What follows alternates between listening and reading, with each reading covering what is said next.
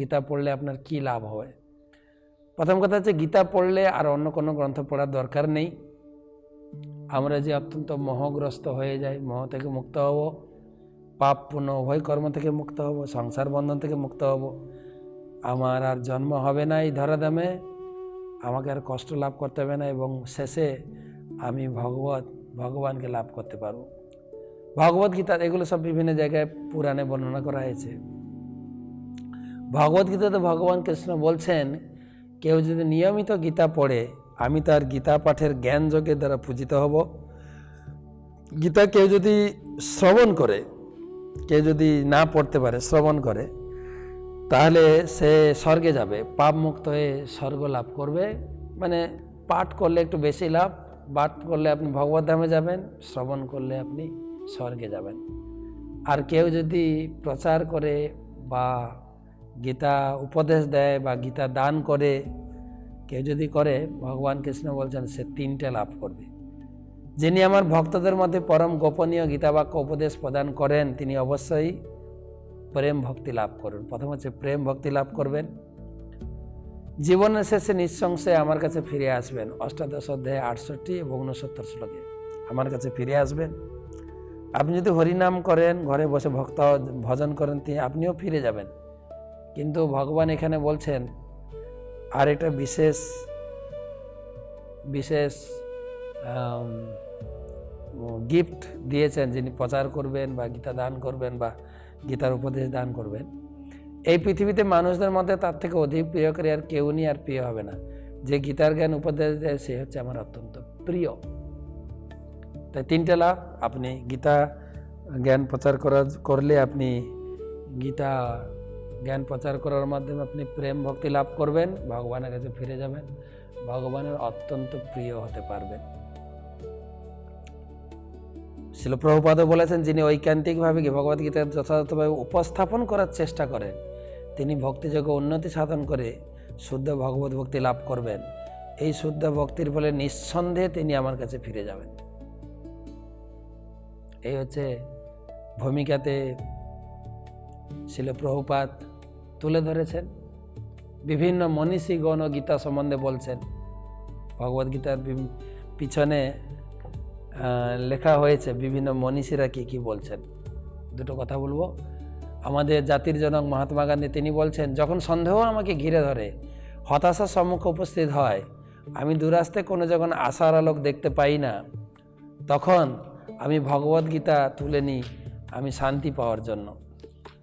আর ভগবদ্গীতা থেকে আমি কিছু শ্লোক খুঁজে পাই, যেটা আমাকে দুঃখের মধ্যেও হাসতে উৎসাহ যোগায়। আমি হাসতে থাকি, আমি দুঃখটি ভুলে যাই। তাই তোমরাও গীতা পড়ো। ভগবদ্গীতা সম্বন্ধে আইনস্টাইন বলছেন, আমি যখন ভগবদ্গীতা পড়ি এবং চিন্তা করি ভগবান কিভাবে বিশ্ব সৃষ্টি করছেন, ভাবতে ভাবতে অবাক হয়ে যায়। ঋষি অরবিন্দও বলেছেন যে ভগবদ্গীতা হচ্ছে এক প্রকৃত শাস্ত্র শুধু নয়, বরং প্রাণবন্ত এক সৃষ্টি। প্রত্যেক যুগের জন্য এই এক সভ্যতার একটা নতুন অর্থ। স্বামী বিবেকানন্দও বলেছেন যে ফলের আকাঙ্ক্ষা না করে কর্ম করার কৌশল ভগবদ্গীতাই শিক্ষা দিয়েছেন।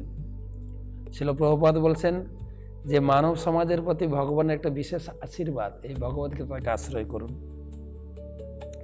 মহাপ্রভু কি বলছেন যে ভারত ভূমিতে মনুষ্যের জন্ম হইল, যার জন্ম সার্থক করি কর পরোপকার। যারা ভারত ভূমিতে জন্মগ্রহণ করেছেন তাদের প্রত্যেকের কর্তব্য হচ্ছে এই ভগবদ্গীতা পড়ে জন্ম সার্থক করে যারে দেখো তারে কহ কৃষ্ণ উপদেশ, আমার আজ্ঞা গুরু হইয়া তারে ওই দেশ। যার সঙ্গে দেখা হয় তুমি তাদেরকে কৃষ্ণ উপদেশ বা ভগবদ্গীতার কথা বলো। আর তুমি যদি ভগবদ্গীতা প্রচার করো, ভগবদ্গীতার কথা বলো ভারতবাসী হিসাবে, তাহলে কি হবে?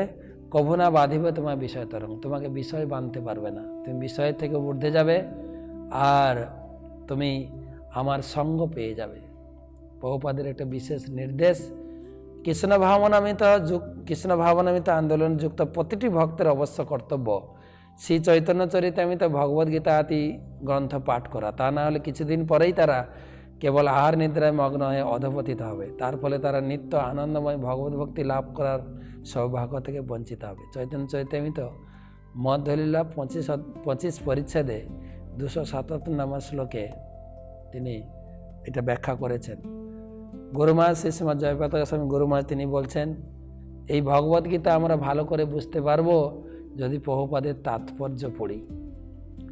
তাই আপনারা গীতা পড়ুন। এটা কথা রয়েছে যে গীতা যে past life is West life, past লাইফটা চলে গেছে, past life is West paper, present life is news paper.